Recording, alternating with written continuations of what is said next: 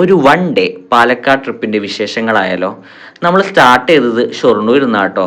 ആദ്യം പോയത് വാമല സുബ്രഹ്മണ്യ സ്വാമി ക്ഷേത്രത്തിലേക്ക്. ഹൃദയം, കുഞ്ഞിരാമായണം പോലുള്ള സിനിമകളിലൂടെ നമുക്ക് വളരെയധികം ഫേമസ് ആയ ഒരു അമ്പലം. ഈ ഒരു അമ്പലത്തിലേക്ക് നമ്മൾ ദർശനത്തിനായിട്ടാണ് വരുന്നതെങ്കിൽ രാവിലെ ഒരു 8 മണിക്കൊക്കെ മുമ്പായിട്ട് എത്തണം കേട്ടോ. ഇനി ഇത് കഴിഞ്ഞിട്ടുള്ള സമയമാണെങ്കിലും അവിടെ ഇരിക്കാനും കാറ്റൊക്കെ കൊണ്ട് നന്നായിട്ട് വൈബടിച്ച് പിടിക്കാനും പറ്റിയൊരു നല്ല സ്ഥലം. എസ്പെഷ്യലി ഈ ഒരു കാഴ്ചയും കൂടി ആകുമ്പോഴോ അസലായി. അതിന് തൊട്ടടുത്ത് തന്നെയാണ് മുതലമട റെയിൽവേ സ്റ്റേഷൻ വരുന്നത്. വെട്ടം, മേഘം പോലുള്ള സിനിമകളിലൂടെ നമുക്ക് ഒരുപാട് സുപരിചിതമായ ഒരു റെയിൽവേ സ്റ്റേഷൻ.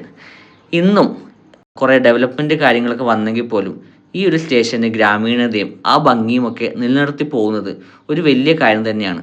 അതിനു വേണ്ടി പ്രയത്നിച്ച എല്ലാവർക്കും തന്നെ ഒരു വലിയ കൈയ്യടി നമ്മൾ കൊടുക്കേണ്ടി വരും. ഇതിന് തൊട്ടടുത്ത് തന്നെ നമുക്കൊരു സ്ഥലമുണ്ട്, കൊല്ലങ്കോട് വ്യൂ പോയിന്റ്.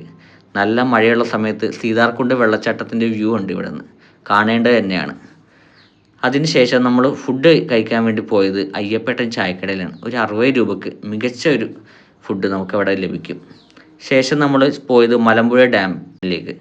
നവീകരണ പ്രവർത്തനങ്ങളൊക്കെ നടക്കുന്ന ഈ വേളയിലും അല്പം കാറ്റും വെളിച്ചവും ഒക്കെ ഉള്ള നല്ലൊരു എക്സ്പീരിയൻസ് ആണ് ഈ ഒരു ഡാം വ്യൂ പോയിന്റ് നമുക്ക് തന്നത്.